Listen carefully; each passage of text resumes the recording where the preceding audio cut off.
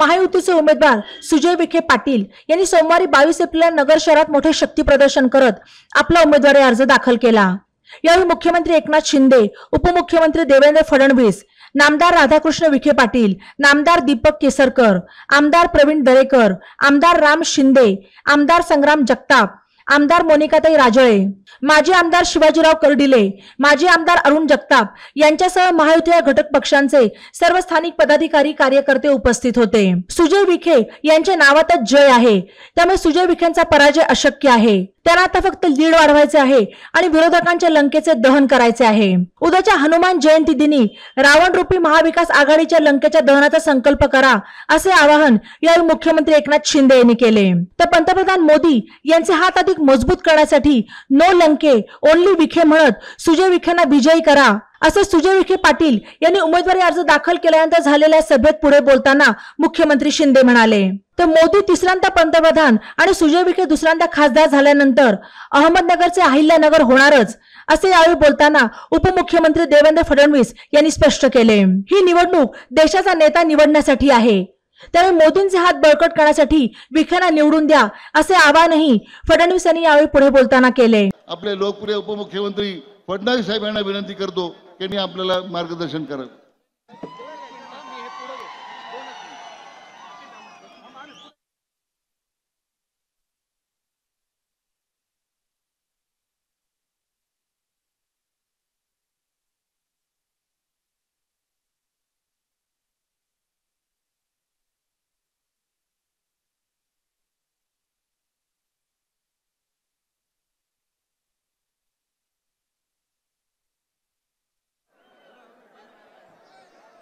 जोरदार टाळ्यांनी आपण स्वागत करणार आहोत सन्माननीय देवेंद्रजी फडणवीस साहेब, महाराष्ट्र राज्याचे लाडके उपमुख्यमंत्री।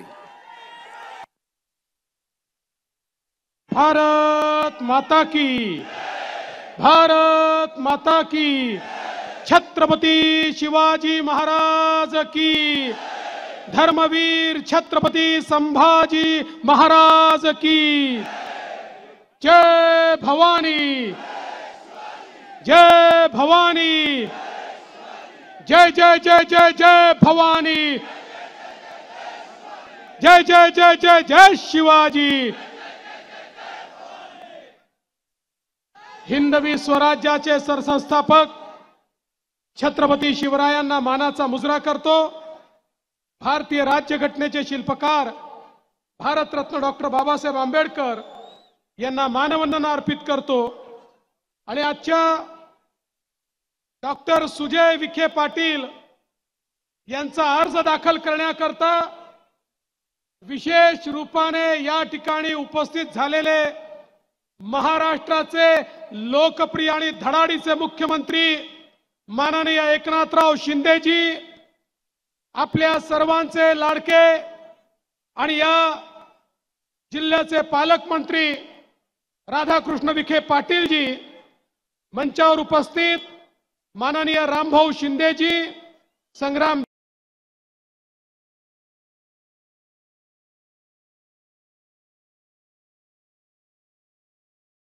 अरुण काका जगताप, त्याचप्रमाणे मंचावरील सर्व मान्यवर घुलेजी, कदमजी, आगरकरजी, भालसिंगजी, नागवडे ताई, त्याचप्रमाणे डफाळ, अरुण मुंडेजी, वाकळेजी, भैया गंधेजी, बेरडजी, लोढाजी, शिंदेजी, सातपुतेजी, जाधवजी, पारसकरजी, नहाटाजी, पानसरेजी, पारखीजी, मुथाजी, गायकवाडजी, कोणाचं नाव सुटलं असेल तर क्षमा मागतो, चूक माझी नाही, नाव लिहिणाऱ्यांची चूक आहे। आणि या ठिकाणी मंचावर उपस्थित महायुतीचे सर्व नेते आणि उपस्थित आमचे मंत्री महोदय दीपक केसरकरांचंच नाव मी विसरलो आणि प्रवीण दरेकरांचं विसरलो, माफ करा, दोघे या ठिकाणी उपस्थित आहेत। आणि या ठिकाणी फॉर्म भरण्याकरता उपस्थित झालेले या अहिल्यानगर मतदारसंघातील, जाणीवपूर्वक म्हणतो अहिल्यानगर, कारण तिसऱ्यांदा मोदीजी प्रधानमंत्री झाले आणि सुजय विखे खासदार झाले की हे अहिल्यानगरच होणार आहे. आमच्या मुख्यमंत्र्यांनी निर्णय घेतलेला आहे. आता दिल्लीचा निर्णय बाकी आहे. तो एकदा तुम्ही गाडी दिल्लीला रवाना केली की अहिल्यानगरच होणार आहे. त्यामुळे अहिल्यानगरमध्ये या ठिकाणी उपस्थित माझ्या सर्व माता भगिनी आणि बंधूंनो, खरं म्हणजे आज आपण सगळे अर्ज दाखल करण्याकरता आलोत. माननीय मोदीजींच्या नेतृत्वात या भारतामध्ये तिसऱ्यांदा सरकार स्थापन करून भारताचं नेतृत्व हे मोदीजींच्या हातात देण्याकरता आपण एकत्रित आलोत. बंधू भगिनींनो, ही निवडणूक ही महानगरपालिकेची निवडणूक नाही, जिल्हा परिषदेची ग्रामपंचायतची निवडणूक नाही, ही विधानसभेची निवडणूक देखील नाही. ही निवडणूक देशाच्या लोकसभेची निवडणूक आहे. देशाचा नेता निवडण्याची निवडणूक आहे. देशाला 5 वर्षाकरता कोणाच्या हातात द्यायचं याची निवडणूक आहे. मी तुम्हाला विचारतो, कोणाच्या हाती देश द्यायचा सांगा. कोणाच्या हाती द्यायचा? तुम्ही सांगा कोणाच्या हाती द्यायचा. तुम्ही सांगा कोणाच्या हाती द्यायचा. तुम्ही सांगा कोणाच्या हाती द्यायचा. मग तो जर द्यायचा असेल तो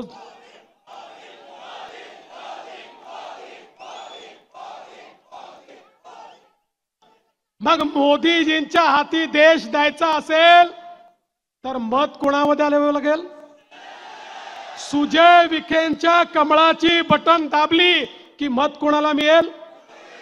जे जे मोदीजींना या ठिकाणी प्रधानमंत्री म्हणून पाहू इच्छितात त्या प्रत्येकाने सुजय दादाची बटन दाबली की वोट थेट मोदीजींना मिळणार आहे आणि मोदीजींना निवडून देण्याची संधी आपल्याला मिळाली आहे.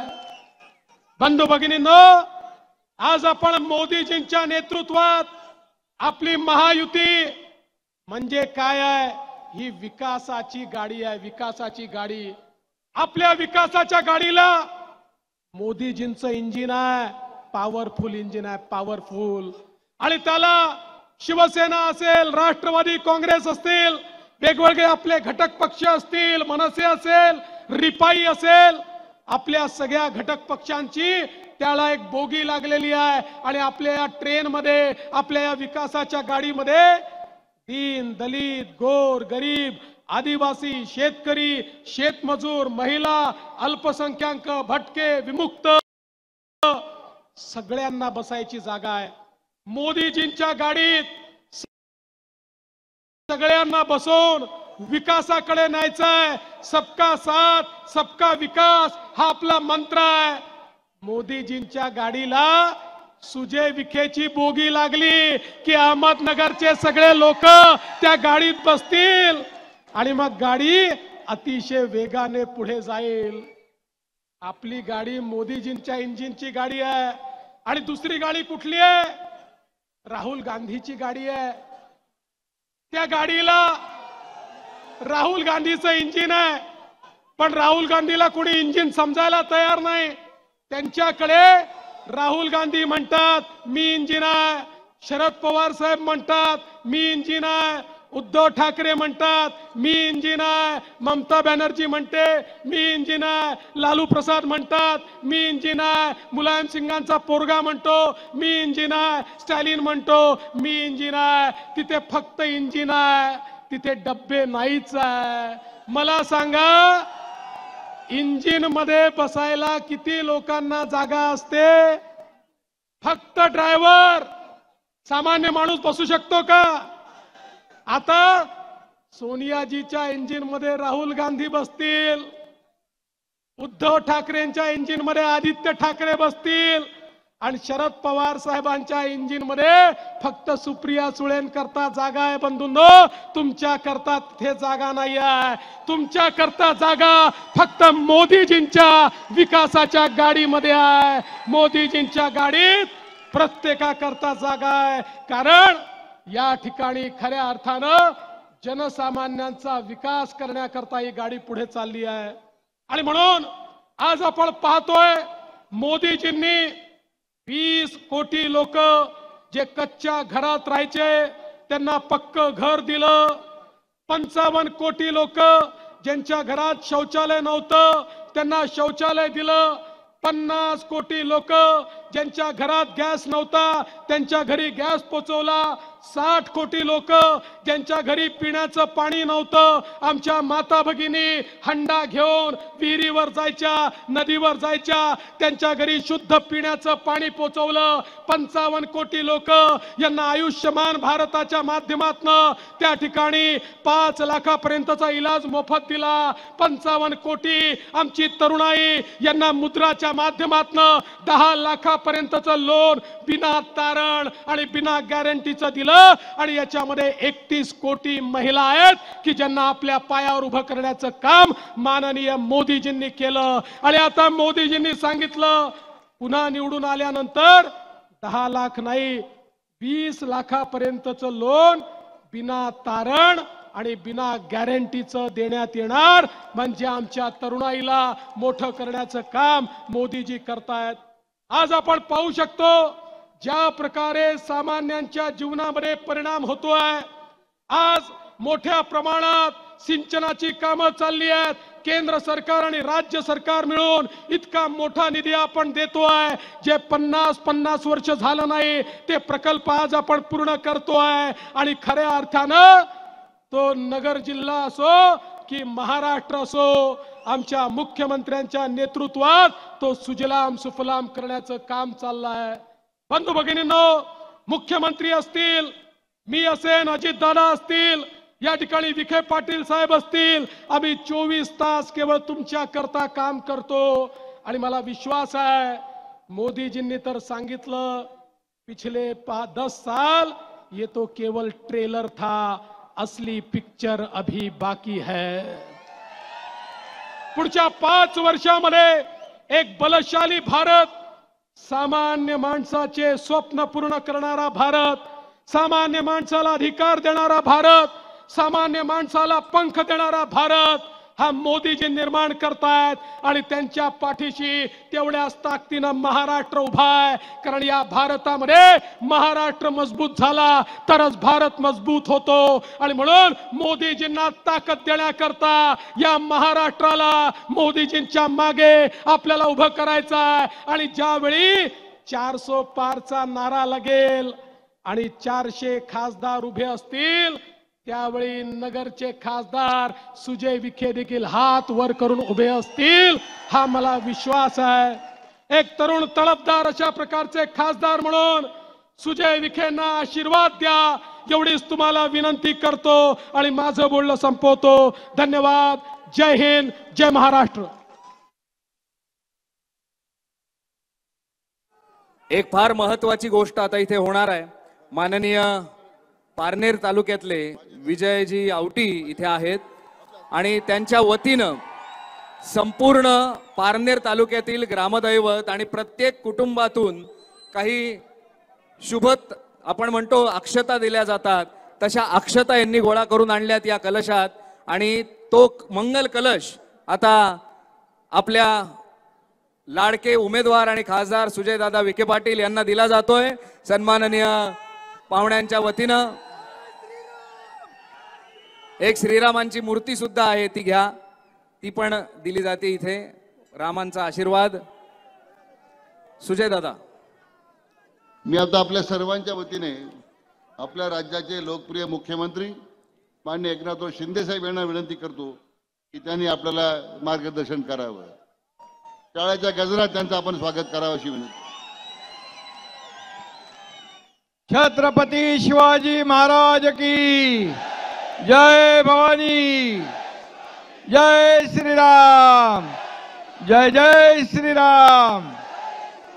आजच्या डॉक्टर सुजय विखे पाटील यांच्या उमेदवारी अर्जाला भरण्यासाठी उपस्थित राज्याचे लोकप्रिय उपमुख्यमंत्री देवेंद्र फडणवीसजी, राधाकृष्ण विखे पाटीलजी, दीपक केसरकरजी, रामभाऊ शिंदे, शिवाजी कर्डिले, प्रवीण दरेकर, मोनिकाताई राजळे, संग्राम जगताप, अभय आगरकर, अण्णासाहेब मस्के, व्यासपीठावरील सर्व सन्मान्य मान्यवर, कारण वेळ कमी आहे आणि भर उन्हात इकडे माणसं आहेत, समोर आहेत, इकडे आहेत, अगदी नजर पोचत नाही तिथपर्यंत, आणि कडाक्याचा उन्हाळा असताना आपण या ठिकाणी एवढ्या मोठ्या संख्येने सुजयच्या पाठीशी उभे राहिलात, याचा अर्थ सुजयचा विजय पक्का.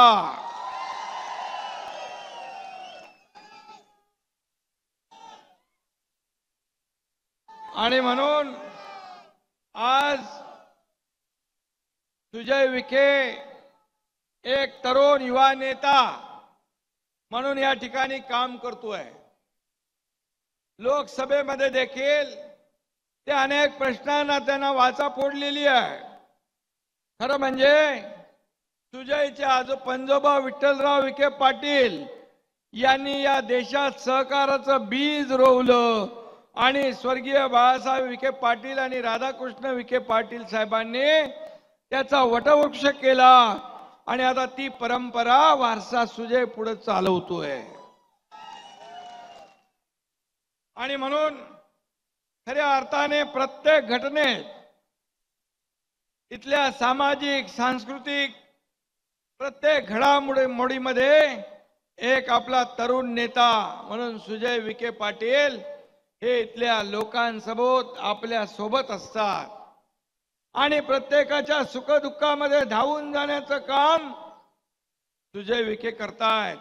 आणि म्हणून सुजय याला इथल्या सर्व भागाची जाण आहे, तरुणांच्या प्रश्नाची जाण आहे, त्याच्या कामाचा झपाटा ते आपण पाहिलाय. लोकसभेत मगाशी म्हटल्याप्रमाणे या मतदारसंघातले किंबहुना राज्यातले प्रश्न देखील ते हिरिरीने मांडतात आणि मतदार देखील सुशिक्षित आणि सुसंस्कृत उमेदवाराच्या पाठीशी उभं राहतात. हा देखील इथला इतिहास आहे. आणि म्हणून सुजय याच्या नावातच जय आहे, त्यामुळे त्याचा पराजय होणं अशक्य आहे. आणि म्हणून त्यांचा लीड वाढवायचं आहे, आपल्याला एवढंच काम करायचंय. आणि म्हणून आणि विरोधकांच्या लंकेचं दहन करायचं आहे. हे बरोबर लक्षात ठेवा. हे महाविकास आघाडी रावण रूपी लंकेचं दहन कोणी केलं? हनुमानजीने. उद्या हनुमान जयंती आहे आणि एक संकल्प करा, मोदी गॅरंटीवर लोकांचा विश्वास आहे. सगळ्या गॅरंटी फेल झाल्यात, एकच गॅरंटी चालली, ती म्हणजे कुठली? मोदी गॅरंटी. आणि म्हणून पुन्हा प्रधानमंत्री त्यांना करण्याची गॅरंटी तुम्ही आम्ही सगळ्या देशवासियांनी घेतली आहे ना. आणि म्हणून हे इंडिया आघाडी वगैरे जे आहे, मगाशी देवेंद्रजींनी सांगितलं कसं ते एक इंजिन, त्या इंजिन मध्ये एकच माणूस बसतो, इथं माणसांना बसायला डबे नाहीत. इकडं आपल्याला मोदी साहेबांच्या इंजिनला डबे आहेत. आणि म्हणून त्या डब्यात सुजयला पाठवायचं आहे, तिकडे दिल्लीला पाठवणार ना. आणि म्हणून मोदींच्या नकाची सर देखील इंडिया आघाडीला येणार नाही. राहुल गांधी अजून त्यांचं लॉन्चिंग झालं नाही. मोदीजींनी तर इस्रोच्या माध्यमातून चंद्रावर चांद्रयानचं यशस्वी लॉन्चिंग केलं, पण राहुल गांधींचं गेल्या 50 वर्षात लॉन्चिंग होऊ शकलं नाही. ते कसा देश पुढे नेणार? आणि म्हणून तुम्ही एकीकडे विचारलं तुम्हाला मोदी पाहिजे का राहुल पाहिजे, तुम्ही काय सांगणार? राहुलला थोडी गरमी झाली, गरम झालं की थंड हवा खायला विदेशात जातो. मग उन्हा तानामध्ये 24 तास काम करणारे आपले प्रधानमंत्री पाहिजे का थंड हवा खायला जाणार राहुल पाहिजे? आणि म्हणून राहुल गांधी स्वप्नात सुद्धा कोणी विचार केला तरी सुद्धा कधी या देशाचे प्रधानमंत्री होऊ शकत नाहीत. या देशाचा प्रधानमंत्री होण्याचा अधिकार फक्त मोदी साहेबांनाच आहे, कारण त्यांनी आपलं जीवन पूर्ण देशाला समर्पित केलंय, देशाला एका उंचीवर नेऊन ठेवलंय. आणि म्हणून मगाशी सर्व योजना देवेंद्रजींनी सांगितलेल्या आहेत. आणि म्हणून कुणालाही विचारलं, दूध पिता बच्चा भी बोलेगा फिर एक मोदी, फिर एक बार मोदी सरकार, अब की बार, अरे अब की बार 400 पार ना, अब की बार 400 पार आणि फिर एक बार आणि फिर एक तीसरी बार तुझे. आणि म्हणून नो लंके ओनली विखे पाहिजे ना. अरे असं ड्रामा करून निवडून येत नाहीत लोक. त्याला काम करावं लागतं, काम. लोकांच्या दुःखात सहभागी व्हायला लागते. विखे पाटील परिवार किती वर्षापासून इथं काम करतात. त्यांची जड एवढी खाली खोलवर गेलेत. महाविकास आघाडीचं वरून कोण आला तरी ते उकडू शकत नाहीत. आणि म्हणून मी आपल्याला एवढंच सांगतो, या ठिकाणी ज्या काही पाणी योजना असतील, इतर योजना असतील, विकास प्रकल्प असतील, राधाकृष्ण विखे पाटील, त्यांचे वडील, त्यांचे पंजोबा, आता सुजय विखे या ठिकाणी काम करतात. त्यामुळे मी आपल्याला एवढंच सांगतो, आज येत्या आपलं मतदान किती तारखेला आहे? 13 मेला आपलं सुजयचं मतदान आहे.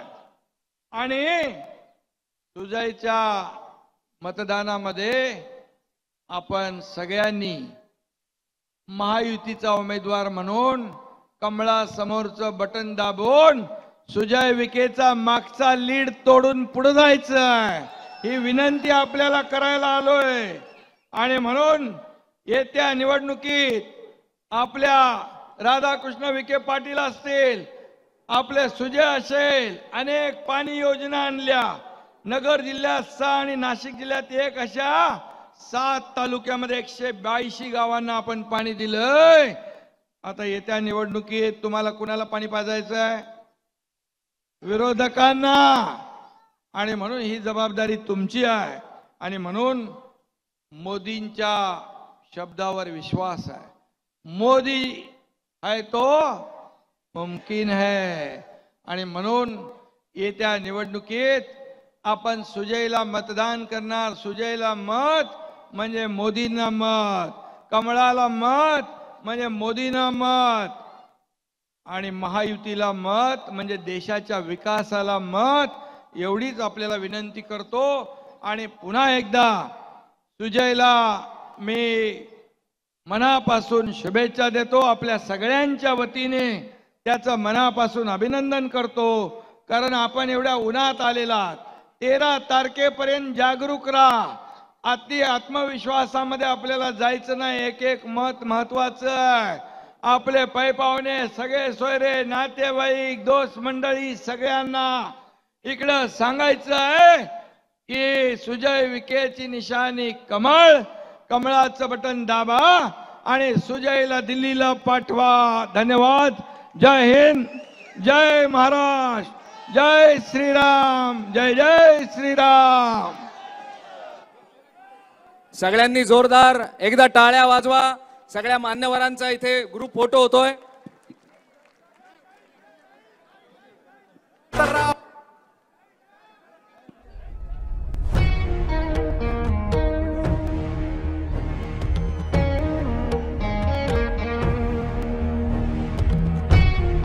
फिर एक बार, फिर एक बार, अब की बार.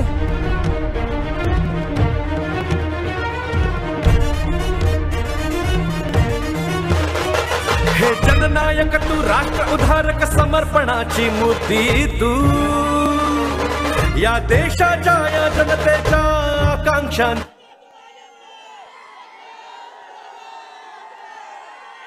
एवढ्या उन्हामध्ये आपण सर्वजण आपला अमूल्य वेळ खर्च करून या ठिकाणी आलात. आज आपण या अहिल्यानगरच्या सर्व जनतेला हे सांगितलं आहे की आपण सर्वजण या वेळेस परत एकदा तिसऱ्यांदा आदरणीय प्रधानमंत्री नरेंद्र मोदींना प्रधानमंत्री करण्यासाठी आपण तयार आहोत आणि त्यासाठी अहिल्यानगरचा खासदार आदरणीय प्रधानमंत्र्यांचे हात बळकट करण्यासाठी भारतीय जनता पार्टीचा होणार, हे सगळं आपल्या माध्यमातून आज सिद्ध झालेलं आहे. आपण सर्वजण आलात, आपले सगळ्यांचे मनापासून आभार. सगळ्या मीडिया टीमचे देखील एवढ्या उन्हामध्ये आपण या ठिकाणी थांबलात. सर्व युवक, ज्येष्ठ नागरिक, माता भगिनी, सर्व पोलीस डिपार्टमेंट आणि शासकीय कर्मचाऱ्यांचे देखील विनम्र अभिवादन आणि धन्यवाद करतो. जय हिंद, जय महाराष्ट्र, जय श्रीराम. लेटेस्ट बातम्यांसाठी ई नवा मराठा यूट्यूब चॅनलला सबस्क्राईब करा आणि बेल आयकॉनवर प्रेस करा.